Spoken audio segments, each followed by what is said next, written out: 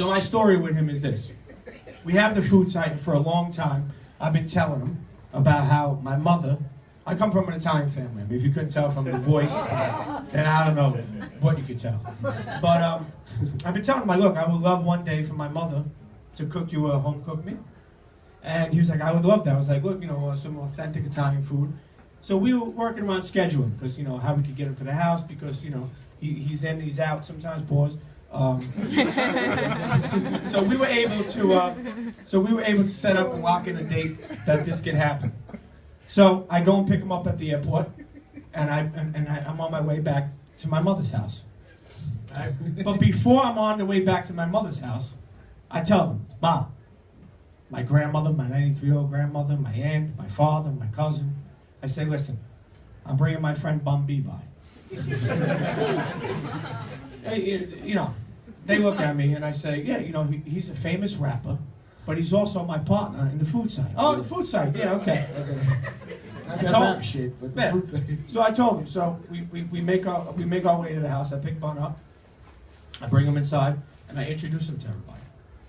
And, he says hello to my mother, my 93-year-old grandmother, my father, everybody. My mother's over the stove like she always is. She's like a DJ. She's like you. Like on the ones and twos, but she's on the stove. The house smells beautiful. They got spinach dip out. They got fucking clam dip out, mozzarella, tomatoes, fucking prosciutto, melon, right? So he's eating all the food, and they're cooking. See, but with an Italian family, they take a while. They don't, it's like, it's never-ending food. So they just have the appetizers out, and they're making the main course.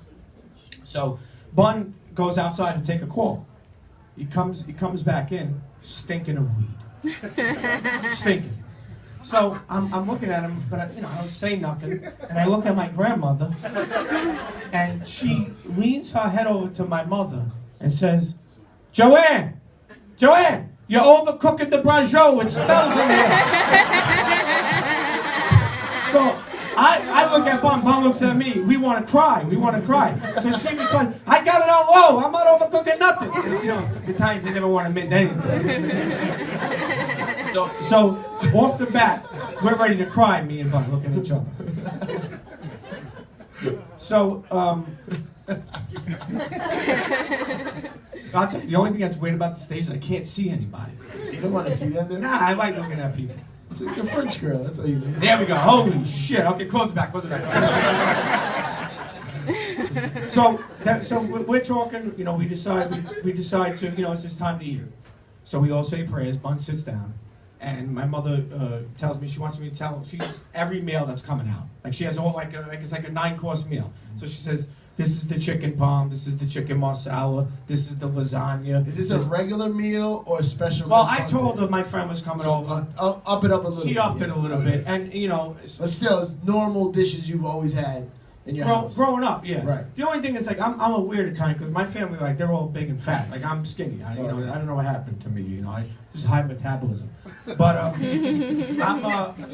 sitting at the table, Bun's at the table, we're saying prayers, and actually at that point myself, I said, holy shit, this is kind of weird, Yeah. So we're saying prayers, and we start eating all the food, and my father's talking about Frank Sinatra with him, yeah. and he's talking about Houston, and my mother's asking him questions that make no sense, And so, we had a beautiful dinner, and we had to go to the studio. So we said goodbye to my mother and my grandmother and everybody, and we headed out. About a week later, I get a missed call from my uncle, and I was busy, so I couldn't answer the call at the time. My mother immediately calls me after that. I pick up my mother's call, and she says, your uncle's looking for you, wants to talk to you.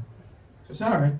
So my uncle, just to explain to you a little bit about my uncle is like a reformed gangster, living in Florida.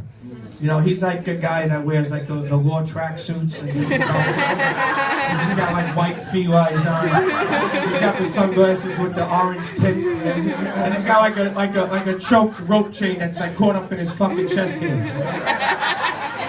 But he always has like some fucking scheme he's trying to do. But you know what? He's a good guy because it's the scheme, like a positive scheme, Like he wants to, he don't want to, stay in the fucking negative stuff. He wants to stay positive. So he's always coming up with some type of scheme. So right off the bat, I'm like, I don't know what the fuck he wants. You know, they used to call him Tommy Rigatoni. You know, what the fuck? So he said, Pete. I said, what's up, Unc? How can I help you? So he said.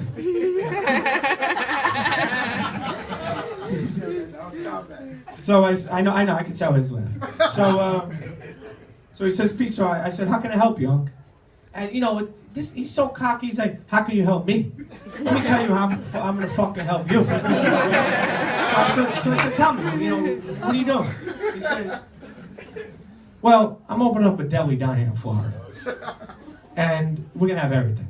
We're gonna have knishes. We're gonna have hot dogs. We're gonna have hamburgers. We're gonna have sausage and peppers. We're gonna have everything. At 12 o'clock. I'm gonna put out the eggplant rollatine. We're gonna put out everything.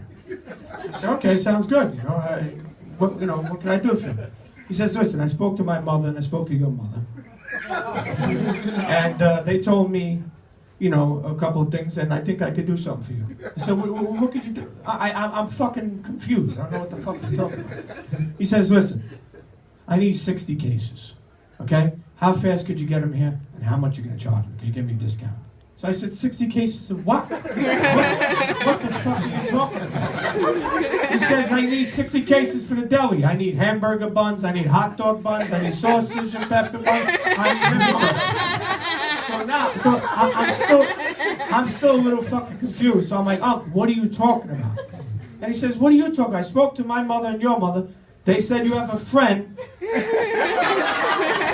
named Bun B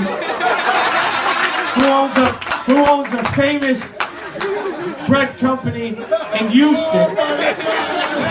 I'm gonna tell you how the Italians think, which I heard is the hottest thing out in Houston.